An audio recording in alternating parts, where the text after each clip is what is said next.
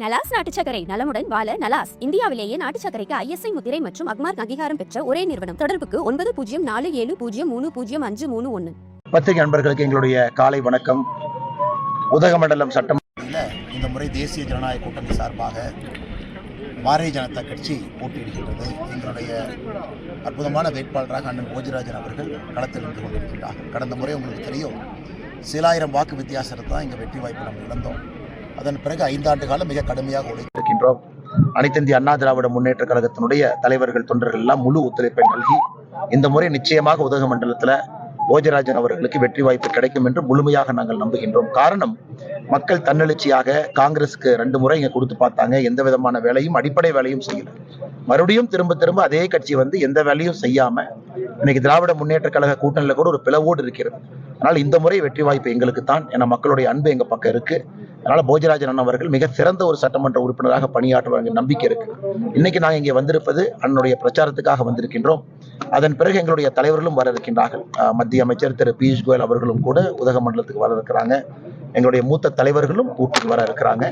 அதனால் இதை இந்த பத்திரிகை நண்பர்களுக்கு இந்த நேரத்தில் தெரியப்படுத்துகின்றோம். கேள்விகள் இருக்கும், கேளுங்கன்னா பதில் சொல்லணும். அசாமும் புதுச்சேரி முடிஞ்சது, தமிழ்நாட்டு களம் எப்படிங்க ஆனா இன்னைக்கு புதுச்சேரி பார்த்தீங்கன்னா ஒரு 89% வாக்குப்பதிவு, 89.67 கிட்டத்தட்ட 90% வச்சுக்கோங்கன்னா.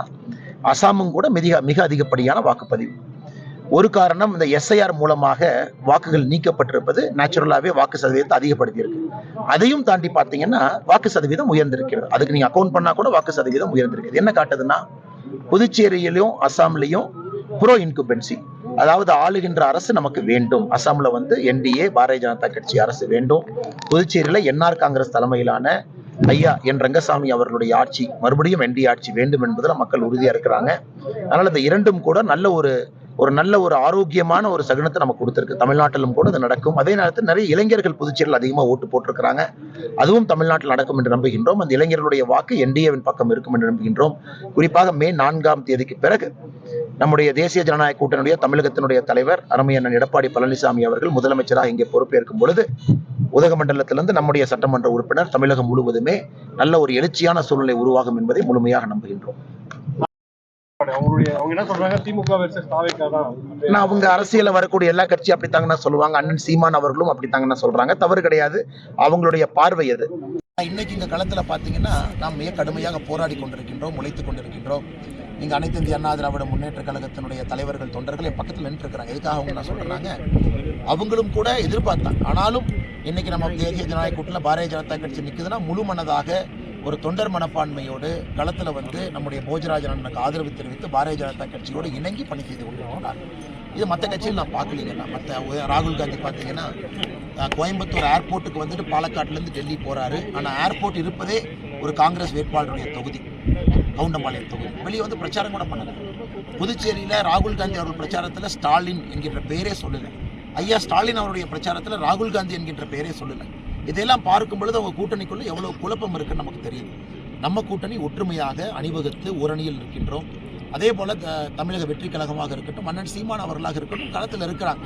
ஆனால் போட்டின்னு கேட்டிங்கன்னா உங்களுக்கு தெரியும், எலெக்ஷன் ஆரம்பித்த உடனே அது இருமுனை போட்டியாகத்தான் இருக்கு. ஒன்று ஆளுகின்ற திமுக, ஒன்று இதற்கு முன்பு ஆட்சியிலிருந்து இப்போ மறுபடியும் ஆட்சிக்கு வரப்போகின்ற அனைத்து இந்திய அண்ணா திராவிட முன்னேற்ற கழக தலைமையிலான தேசிய ஜனநாயக சிஎம். அதே போல நான் கொண்டு வந்த திட்டத்தை யாரும் மண்ணில் புதைக்க முடியாது அப்படின்ற சிஎம் ரொம்ப தவறான ஒரு கான்டெக்ட்ல பேசுறாங்க. உதாரணத்துக்கு எடப்பாடி அவர்கள் அண்ணன் சொன்னது அவர் ஒரு கான்டெக்ட்ல சொன்னாங்க.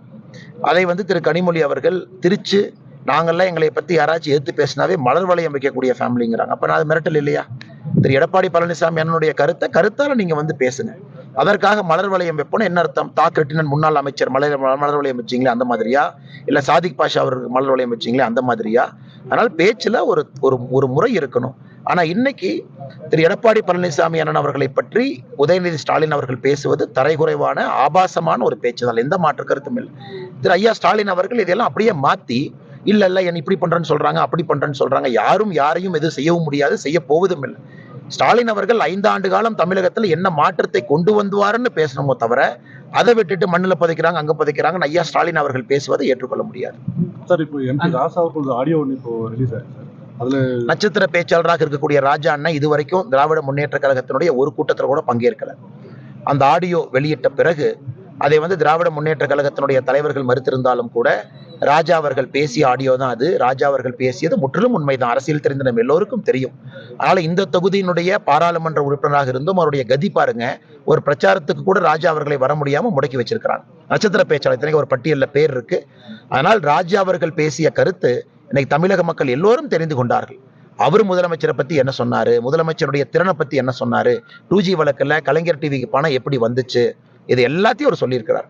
அதனால் நாங்கள் தொடர்ந்து சொல்வதை திராவிட முன்னேற்ற கழகத்தினுடைய மூத்த தலைவரை ஊர்ஜிதம் செய்திருப்பது இந்த தேர்தல் நேரத்தில் இன்னும் எங்களுடைய பிரச்சாரத்திற்கு வலு சேர்ந்திருக்கிறது.